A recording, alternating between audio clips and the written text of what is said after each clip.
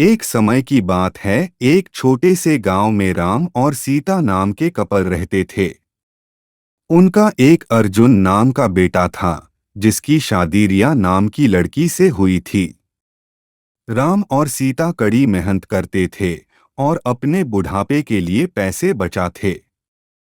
रिया बहुत लालची लड़की थी और हमेशा अपने लिए और चीजें चाहती थी।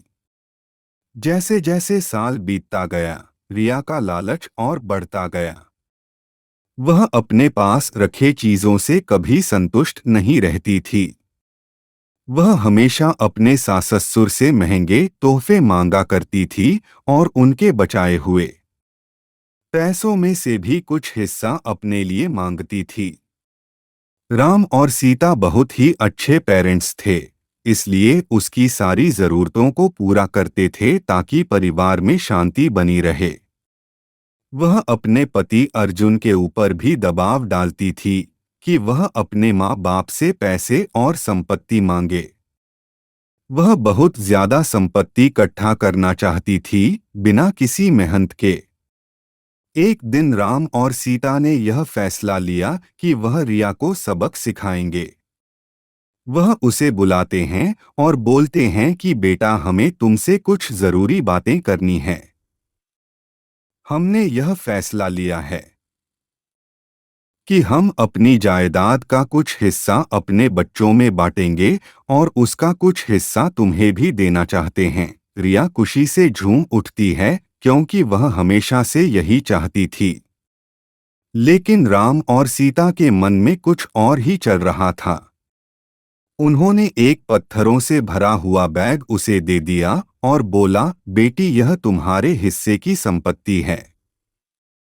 रिया उस बैग को देखकर गुस्सा हो गई। उसने उस पत्थर से भरे हुए बैग को जमीन पर फेंका और जोर से चिल्लाते हुए बोली कि मेरी मजाक उड़ाने की तुम्हारी हिम्मत कैसे हुई? मुझे पैसे चाहिए, ये पत्थर नहीं। राम और सीता ने शांत तरीके से उसे समझाया और बोले, रिया, सच्ची संपत्ति सिर्फ पैसे और चीजों के बारे में नहीं है। यह प्यार, दया और जो कुछ भी तुम्हारे पास है, उसके लिए आभारी होने के बारे में है। हमने हमेशा तुमसे प्यार किया है और तुम्हारी देखभाल की है, और यह पैसों से भी अधिक कीमती है। रिया को एहसास हुआ कि वह लालच में कितनी अंधी हो गई थी। उसको अपने किए गए बर्ताव के लिए पछतावा होने लगता है।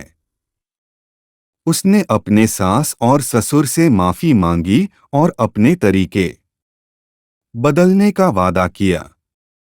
उस दिन के बाद से उसमें बदलाव आया और वह एक अच्छी बहू बन गई।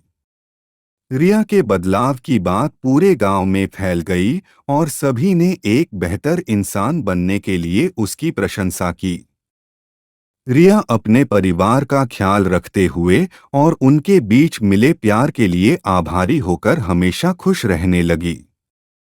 दोस्तों, यह वीडियो पसंद आई हो तो इसे लाइक जरूर करें और चैनल को सब्सक्राइब करना ना भूलें।